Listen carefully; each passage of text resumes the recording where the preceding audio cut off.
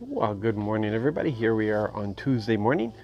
Yeah, the Snack Shack is open today, so got to get to that. And reading through Luke 18, Luke 18 today, and there's a lot of stuff in there. There's a whole collection of teachings. Jesus is on his way to Jerusalem to be arrested and crucified, and he's laying down some important lessons that he really wants people to remember. And one of them was dealing with a self-righteousness that was prevalent in the time and in our times as well. And we have people who are self-righteous who don't realize that they're even self-righteous, and that's a hard thing. You know, it's easier to deal with people who know that they're messed up and they need God, they just don't know how to go about it, compared to somebody who thinks they're okay and who is equally messed up, but maybe in a different way, but is not where they think they are with God. And so we have the Pharisee who's thanking God that he's not like other sinners, and that he does all these things, you know, and it's a works mentality. It's you know, I've got my salvation because I'm good. I've got my salvation because I read my Bible. I have my salvation because I pay my tithes. I have my salvation because I do good works. You know, I help the poor and all that sort of stuff. And people may start off with the right attitude and in the right way with Christ, but they move into this place of works, and their assurance is not in their relationship with Christ, but in the things that they do. And see how easy, it's so easy to slip into that. It really is. Especially in our busy world, in our confusing world, it's easier to rely on the things that we do than who we are with Christ, because we don't take the time for the relationship, and it's really sad.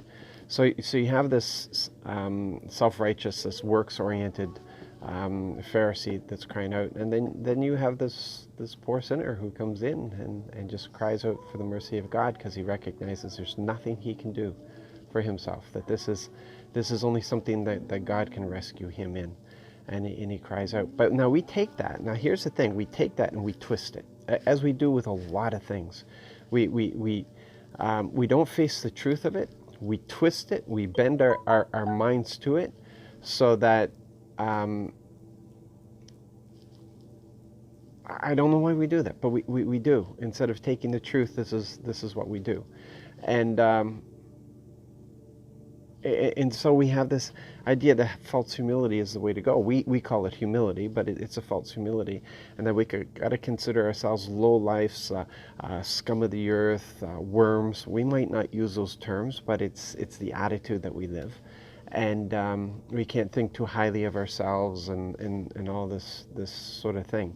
And that's not what Jesus is teaching here at all. He's teaching that we have to recognize that everything that we are, everything that we have, comes from God. It's not because of us. It comes from God. We have to recognize the goodness of God. We are saved because of the goodness of God. We have plenty because of the goodness of God. It's not because of what we do.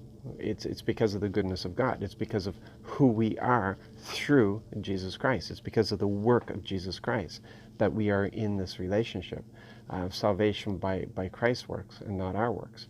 But it's a false humility when we don't recognize that goodness, when we don't, not God's goodness, sorry, when we don't recognize who we are. It's a false humility when we deny who Christ has made us to be. We are the sons and daughters. We are the prince and princesses, the kings and queens of this kingdom, of God's domain. He has set us up as kings and queens, not to rule over, but to serve, because that's the role of the royalty. We are here to serve. We are here to help people. We are here to introduce Christ. We are here to help them overcome. We are here to invite them into the kingdom, to show them how to come into the kingdom.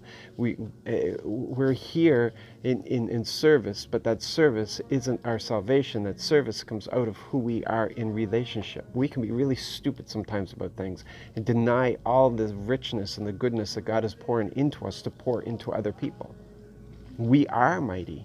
We are saved. We are mighty. We are powerful. We are these things. He has made us worthy of these things. He has made us worthy of these things. It's not by our works. He has made us worthy of these things. And that's the humility that we're talking about. But we don't walk around with hat in hand, and we're supposed, we haven't been given the spirit of timidity, but of love, of boldness, of power. That's who we are. That's what we walk on this earth as giants. Again, not to lord it over people, but to serve, to help. We have the answers that they need for the problems that they're facing. So, I just want you to be encouraged just to change your mind. Ask God to change your mind. Change where you are. Change how you see things. And ask Him to let you see as He sees. You be blessed, be encouraged today. Have a great day and be used by Him mightily as the kingdom moves forward. God bless.